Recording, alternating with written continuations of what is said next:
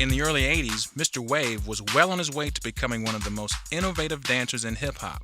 In 1983, he was introduced to Kid Nice, a member of the New York City b-boy group, the New York City Breakers.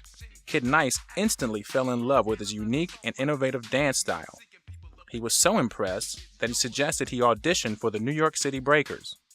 I decided I wanted to put together a crew, an all-star crew, made up of the best dancers that I could find, that I would even steal from other crews if I could. It wouldn't be long before the notoriety of the New York City Breakers would expand beyond the Bronx and the city of New York.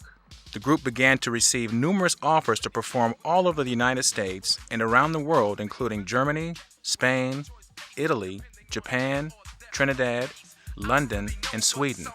In 1985, their world tour concluded with a return to the States and an invitation to perform at the Ronald Reagan Presidential Inaugural Gala.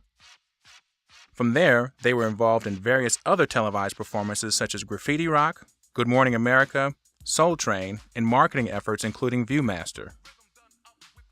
When I had my first large show, it was for Katherine Dunham at the Kennedy Center Honors. It felt weird in auditions to have, for the first time as a young kid, the CIA on the side, viewing you and watching your every move because you have to be cleared to dance for the president. So we're at the jam and this kid comes up to me and he says, you know, he's young, he's 9 years old and he wants me to teach him some of my moves.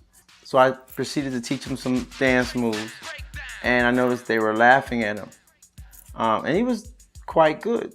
So what I decided to do was take him outside by himself. It was just us two. And I learned him some moves. He got into the contest, but at that moment I realized that we're doing our kids an injustice. He was truly overweight. It's easy to stretch. It's easy to explain a diet out, and it's easy to have them understand, get on the treadmill, do these small things before you start to dance.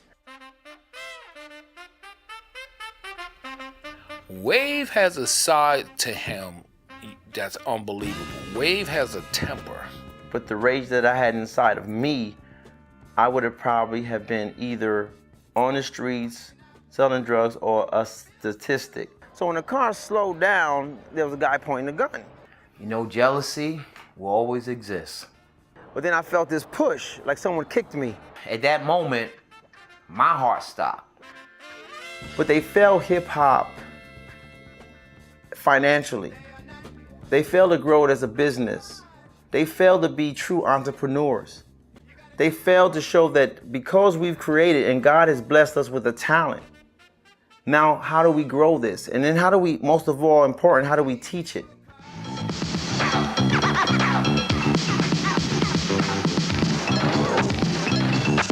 Where in the hip-hop community, you have millions of kids trying to become Mr. Wave, Crazy Legs, Mr. Wiggles, and they dance their hearts out every day. And they become quite good at what they do. But there is no cap. So the benefits are that they get good. The problem is they forget about the teachings, learning, growing in school. We never taught them that there's a twofold situation here. Because we never explained the pain, they feel like if they could just dance and get good at what they're doing, that they're successful.